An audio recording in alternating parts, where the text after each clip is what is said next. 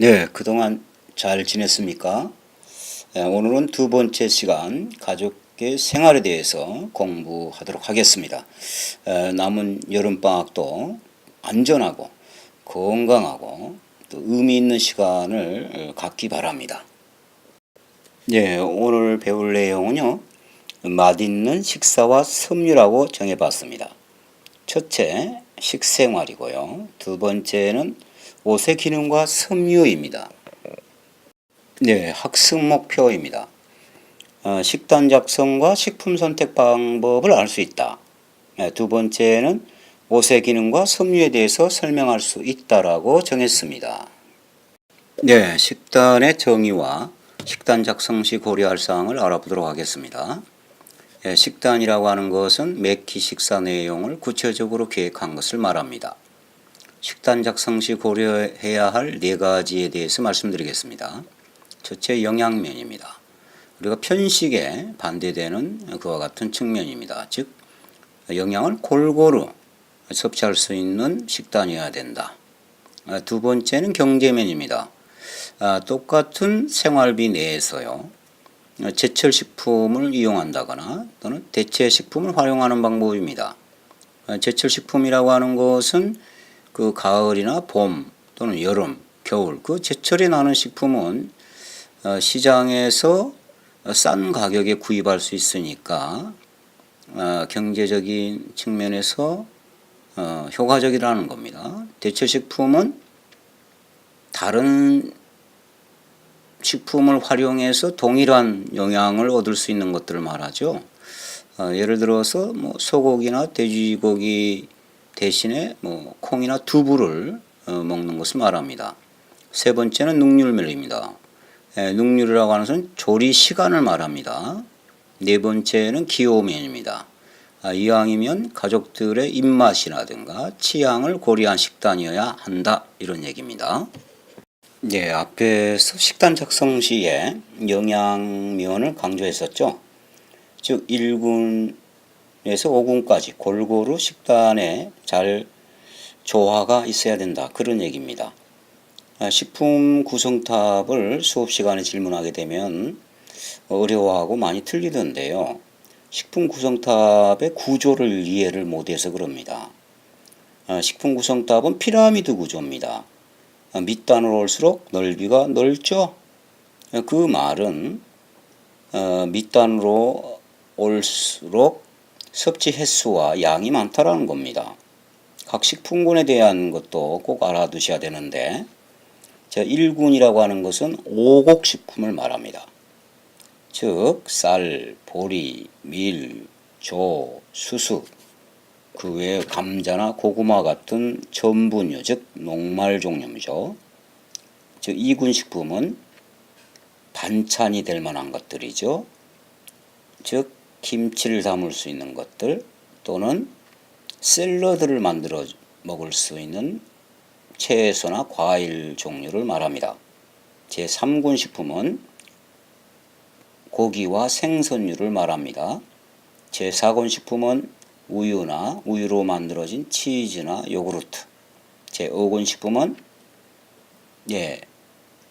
식용유나 참기름, 들기름과 같은 유지, 기름 종류. 그 다음 설탕이나 꿀, 엿과 같은 단맛이 나는 것들. 그 다음에 5군의 하나는 견과류죠. 견과류는 껍질이 단단한 밤이라든가 호두 같은 종류를 말합니다. 여기서 시험에 자주 출제되는 거 한 가지가 있어요. 그것은 바다에서 나는 해조류, 즉 김, 미역, 다시마는 채소입니다. 즉 2군 식품이라는 겁니다. 그리고 한 가지 더, 콩은 말이죠. 대체 식품이라 했죠. 무엇의 대체? 육고기의 대체, 즉 단백질을 대신 섭취할 수 있는 식물이기 때문에요. 제3군으로 분류합니다. 자, 이제 지금까지 배운 것을 이용해서 식단을 직접 이해하는 그런 시간을 갖도록 하겠습니다. 여기서는 여자 청소년을 기준으로 합니다. 여기서요, 권장 섭취 횟수를 이해하고 암기해야 됩니까? 이렇게 질문하는 친구들이 있더라고요. 그렇지 않습니다. 권장 섭취 횟수라고 하는 것은요, 연령대별로 한국영양학회에서 통계치로 발표된 것으로 시험에 출제된다면 이 섭취 횟수는 주어지게 됩니다. 이해를 꼭 해야 될 부분은요, 그 아침, 점심, 저녁 간식으로 분류되어 있는 그 횟수가 권장 섭취와 합이 같아야 된다는 것만 이해하면 됩니다. 예를 들어서 1군인 공유 보도록 하겠습니다. 아침에 수수밥, 점심 때 흰밥, 저녁 때 보리밥을 각각 1회씩 해서 합이 3이죠. 예. 다음은 3군 식품이 먼저 나왔는데 갈치, 멸치, 두부, 쇠고기에서 그 합이 4가 됩니다. 그 다음 2군 식품인 채소 과일을 분류해서 표를 작성하기도 합니다. 그 합이 7과 2로 동일합니다. 물론 간식으로 먹는 제4군 식품 우유와 유제품도 그 합이 2죠. 예, 이젠 식단표를 좀 이해할 수 있겠습니까? 예, 다음은 신선한 식품을 선택하는 방법에 대해서 알아보도록 하겠습니다. 예, 먼저 곡류나 감자류, 알갱이가 고르고 잘 건조가 된 거, 특히나 그 감자에 있어서는요, 솔라린이라고 하는 성분이 있다고 그랬죠. 이 솔라린 성분은 독성이 있기 때문에 피해야만 합니다. 즉 감자류 같은 경우 푸른 색깔을 띠는 것들은 좋지 않다 이런 얘기죠. 두 번째 채소 과일류는 제철이 나고 또 색이 선명하며 또 폐기율이라고 하는 게 있어요. 우리가 과일 같은 것을 많이 버리는 부분이 있잖아요. 그 버리는 부분이 적을수록 좋다 그런 얘기고요. 다음은 육류입니다. 육류는 선홍 색깔을 띠고 숙성이 잘 된 것이 좋다. 돼지고기나 소고기를 고를 때 선홍색을 띠는 것이 좋다 그런 얘기입니다. 숙성이라고 하는 말은 텐더라이징이라고 해가지고요. 우리가 사람이나 동물이요 죽을 때 사후 경직이라고 하는 게 있어요. 우리가 사람도 또는 동물도 죽을 때는 근육이 이렇게 탁탁하게 굳어간다라고 그래요. 이것을 바로 섭취하게 되면 독성이 있기 때문에 좋지 않다라고 합니다. 그래서 이 동물류 같은 경우에는 자분지 좀 시간이 지나서 부드럽게 된 것을 섭취하는 것이 좋다. 그런 얘기입니다. 이것을 텐더라이징, 즉 숙성이라고 합니다. 다음은 생선류는요, 갓 잡아 올리고 또 제철에 잡히는 생선류가 좋은 것입니다. 특히나 아가미 종류를 보았을 때 선홍 색깔을 띄어야 된다는 것입니다. 조개류를 묻는 시험 문제가 간혹 나와요. 손으로 만졌을 때 이렇게 오므라드는 살아있는 것이 좋다 그런 얘기고, 알류는 껍질이 까슬하고 광택이 없으며 또 깨트렸을 때 노른자나 흰자가 봉긋하게 이렇게 솟아나는 것이 좋다. 특히나 계란의 신선도를 묻는 문제가 있습니다. 소금물을 이용하죠. 소금물에 담갔을 때 아래쪽에 바닥 쪽에 깔아앉은 것일수록 신선합니다. 위로 뜬 것은 신선하지 않다는 겁니다. 우유 유제품은 유통기한이 지나지 않는 것. 다음은 유지류는 참기름이나 들기름과 같이 고유의 향기가 나는 것. 가공식품은 영양표시라든가 식품표시를 잘 보아야 된다는 것이고, 포장 상태가 양호한 것이 신선한 것이다 그런 얘기입니다. 네, 보충해서 시험에 출제가 자주 되는 소고기 부위별 명칭하고 그 다음에 식품 표시기호에 대해서 한번 더 알아보도록 하겠습니다. 소고기에 관한 문제가 많이 나와요.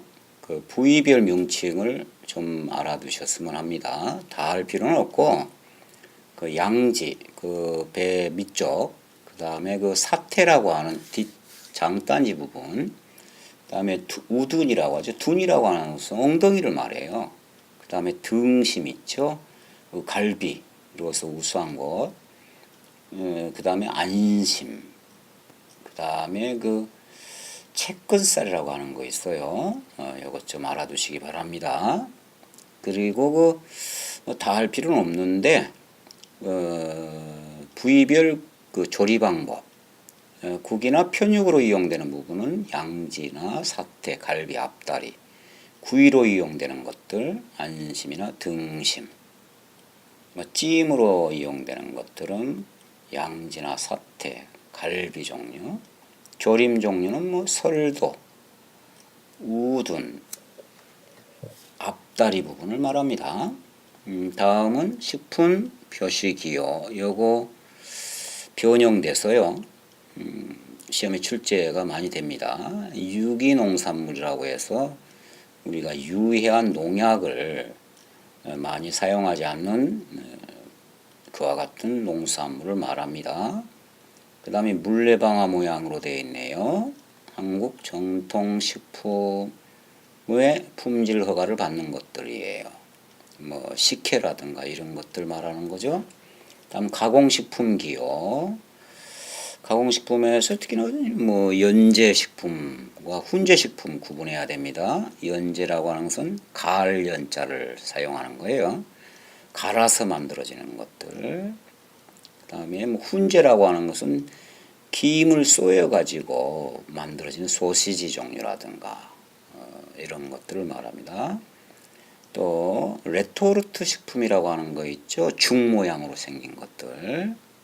이와 같은 것들은 우리가 가공식품 기호로서 구분합니다. 그 다음에 HACCP라고 하는 기호가 있어요. 이거 한번 출제됐던 문제인데요.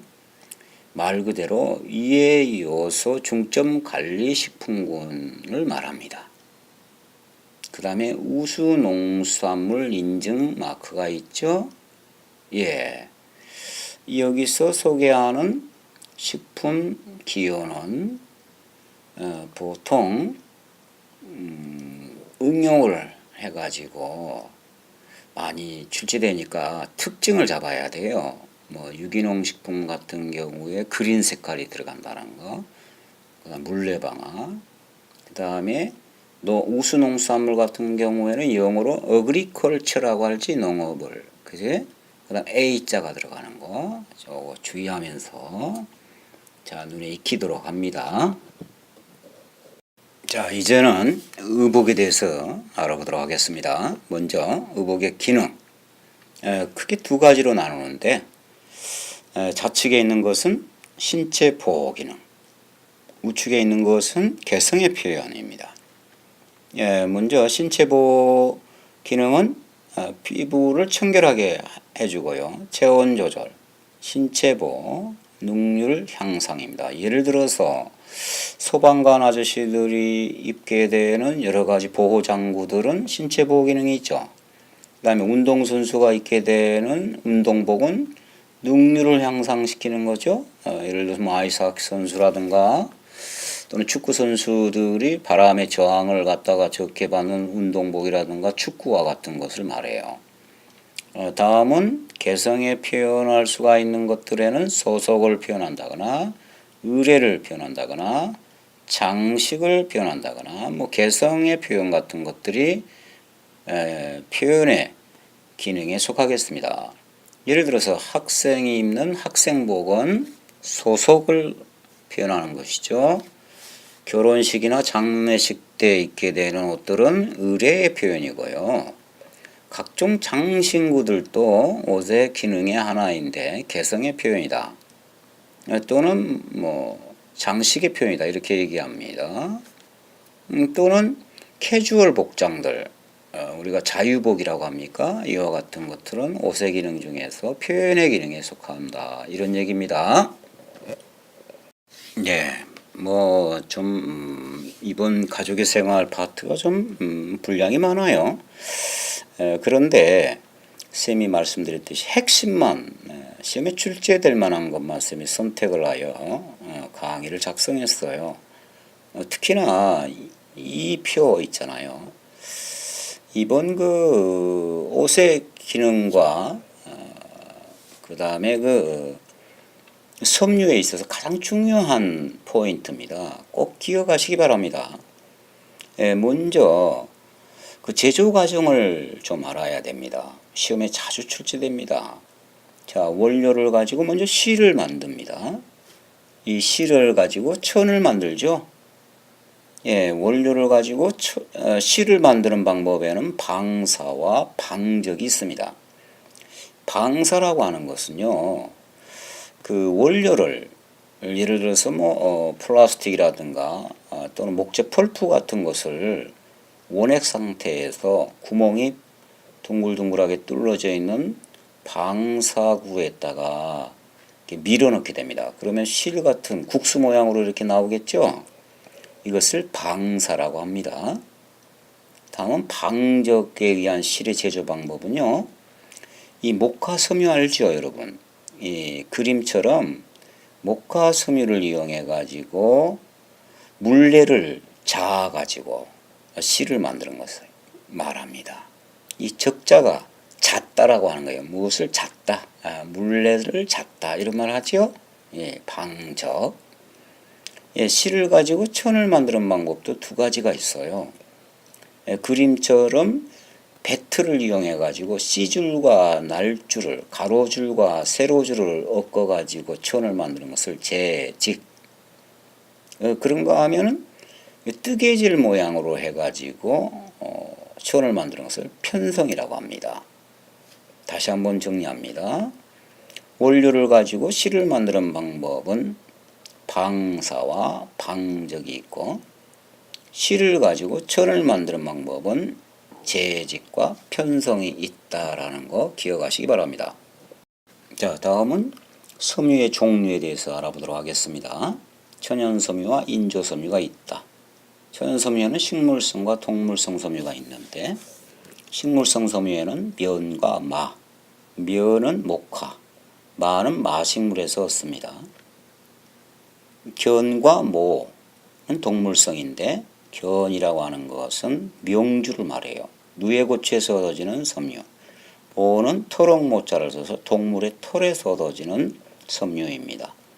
인조섬유에는 그 원료에 따라 목재 펄프를 원료로 하는 천연섬유와 석탄이나 석유를 원료로 하는 합성섬유로 나눕니다. 천연섬유는 레이오닌과 아세테이트가 있는데 그 성질이 천연섬유와 흡사하여 땀 흡수력이 좋고 보온성이 뛰어나므로 속옷이나 여성의 스카프 종류에 사용됩니다. 레이온과 아세테이트. 합성섬유에는 종류가 다양한데요. 라일론은 질기다라고 하는 특징이 있어요. 여성의 스타킹, 양말 또는 자동차 타이어 또는 공군 아저씨들이 타고 내려오는 낙하산. 아크릴 섬유는 엉킴성이 뛰어나서 마치 천연 모섬유와 같습니다. 성질이요. 그래서 양탄자라든가 그다음에 카펫을 만들고요. 폴리에스테르 시험 출제 많이 됩니다. 합성 섬유 중에서 가장 혼방 성질이 뛰어나다라고 그래요. 다른 섬유 잘 섞인다는 거죠. 그래서 학생복이라든가 아빠들의 양복을 만들 때 사용합니다.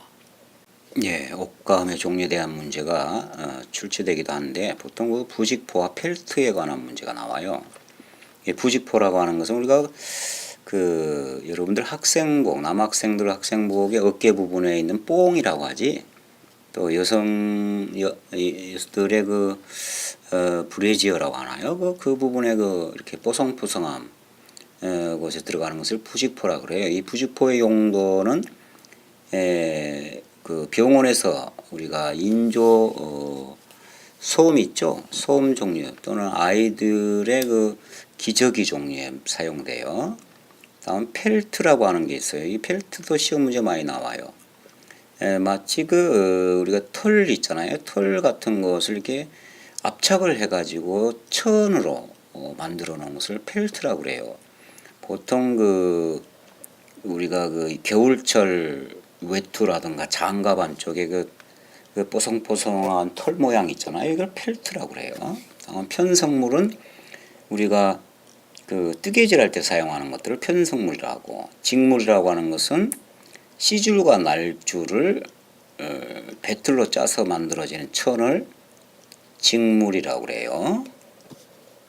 네, 다음은 옷의 취급에 관한 문제가 자주 출제됩니다. 첫 번째 세탁, 두 번째는 관리 기호. 먼저 그 세탁에 있어서 그 원리를 잘 알아두시기 바랍니다. 그 순서는 침투, 흡착, 팽윤, 분리, 유화, 분산, 헹굼의 순이다 라고 합니다. 그림을 보면 세제를 갖다가 뿌리게 되면 그 세제가 섬유에 묻어있는 때에 바늘 모양으로 침투를 합니다. 그런 다음 이 때와 섬유를 분리하죠. 이걸 흡착, 팽윤이라 부풀러 오르게끔 한다는 거죠. 특히나 그 세제를 우리가 한자말로 계면활성제라고 그래요. 계면활성제라고 하는 것은 경계면을 우리가 미끌미끌하게 하여 불순물을 이렇게 분리시켜주는 역할을 한다 하여 계면활성제라고 그래요. 세 번째는 때가 섬유로부터 분리되죠. 분리된 때 성분이 잘게 나누어져서 흩어지죠. 이걸 유화분산이라고 그래요. 그런 다음에 이제 맑은 물에 헹궈주는 거, 헹굼. 자, 다음은 관리기호입니다. 세탁기 모양으로 된 기호 있죠. 이것은 기계 세탁을 하라 그런 말이에요. 약 30도씨의 물에 중성세제를 사용하라. 수조 모양으로 생긴 것은 손세탁 기호입니다. 삼각형 모양은 세제를 말하는 기호입니다. 뭐 산소계니 약상성계니 뭐 이와 같은 표기합니다. 다음은 짜는 방법에 따라 약하게 짜라, 뭐 짜지 마라, X기호가 들어가면 짜서는 안 된다. 편성물 같은 경우 특히나 이게 뜨개질로 만들어진 옷들을 짜게 되면은 늘어나거나 줄어들게 돼요. 다음은 다리미기호. 다리미기호에서 특히나요, 일반적으로 기억하셔야 될 것은 천연섬유일수록 높은 온도가 되고요. 인조섬유, 즉 목적 펄프나 플라스틱 종류로 얻어지는 섬유로 만들어진 옷들, 인조섬유는 낮은 온도로 다려야만 합니다. 오늘 수업을 정리하도록 하겠습니다. 식품 구성탑, 그 다음에 섬유의 종류, 그 다음에 섬유 제조 과정을 살펴보도록 하겠습니다. 식품 구성탑 어렵지 않다. 피라미드 구조라는 거, 밑단으로 올수록 섭취 횟수와 양이 많다. 자, 1군 식품입니다. 곡류와 전분류, 오곡과 감자나 고구마, 특히나 감자일 때는 솔라린이라고 하는 독성이 있다. 채소 과일류, 2군 식품, 특히나 해조류도 채소다. 3군 식품, 고기 생선, 콩류. 신선한 계란을 고르는 방법, 소금물에 담갔을 때에 깔아 앉을수록 신선하다. 콩류는 대체식품이다. 자, 4군 식품은 유통기한을 꼭 살펴봐야 되는 우유와 유제품. 5군 식품은 유지당류, 견과류. 자, 다음은 섬유입니다. 섬유의 종류에는 천연섬유와 인조섬유가 있다. 천연섬유에는 식물성과 동물성이 있는데 식물성 섬유에는 목화섬유로 만드는 면과 마식물로 만드는 마, 네, 동물성 섬유에는 견과 모가 있다. 견은 누에고추, 모는 터럭모, 털. 자, 인조섬유에는 원료에 따라 목재풀 프로원료로 하는 천연인조섬유, 그 다음에 석유나 석탄을 원료로 하는 합성섬유로 나눈다. 천연인조섬유에는 레이온과 아세테이트, 속옷 종류나 스카프. 자, 합성섬유에는 라일론, 폴리에스테르, 아크릴, 폴리우레탄. 다음 실을 가지고 천을 만드는 과정. 자, 원료를 가지고 실을 만드는 과정에는 방사와 방적이 있다. 방사란 방사구를 통하여 국수 모양으로 만든다. 방적이란 목화솜을 물레로 자아서 만드는 것을 방적. 실에서 천을 만드는 방법 두 가지가 있다. 재직, 배트를 이용하여 세로 줄인 C줄과 가로 줄인 날줄을 엮어서 만들고, 편성이란 우리가 손뜨개질 모양으로 뜨개질을 하여 만드는 것을 편성이라 합니다. 자, 여기까지 오늘 수업에 대한 핵심 포인트였습니다. 그리고 2학년 2단원에서 주거와 그 다음에 식사예절, 그 다음에 실습과제가 나오는데 3학년 과정과 겹치죠? 우리가 1학기 때 공부했던 건축에 관한 거하고 식사예절 이거 공부했습니다. 그러므로 생략을 하고요. 이어서 기술 파트인 전기통신과 제조기술에 대하여 다음 시간에 공부하도록 하겠습니다. 자, 긴 시간 동안 수고 많았습니다. 다음 시간 만나기로 해요.